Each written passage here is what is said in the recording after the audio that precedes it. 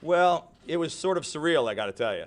I mean, even though we were hopeful and optimistic and confident last night, it still was kind of a shock when state troopers showed up at our hotel room and said, "We're here to protect you, Governor."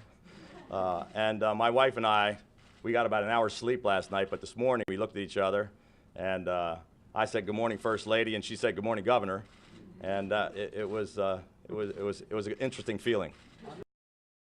Well, we'll wait and see. I mean, hopefully we won't have to veto too many things if we can have a great working relationship with the presiding officers in both houses, and that's what we're going to, every day we're going to work together to try to work with people in both parties.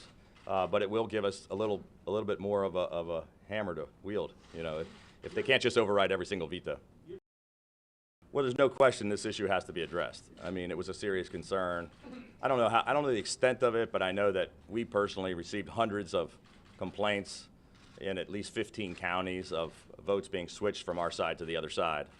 Obviously, we won with such a margin that it didn't have an impact, but you know, any time one person's vote is counted wrong, it's a problem, and it has to be addressed.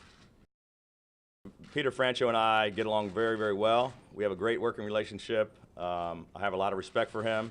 He actually has been agreeing with me for the past 3 years, sounding the alarms and talking about the fact that the chickens have come home to roost, that we spend too much, we tax too much, and we borrow too much.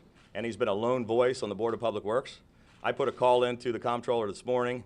We've traded phone calls. We haven't connected yet, but I'm anxious to sit down. I'm going to be sitting down with Peter Franchot, Mike Miller, Mike Bush, and Governor O'Malley and Lieutenant Governor Brown in the near future, and we hope to work very closely with the comptroller.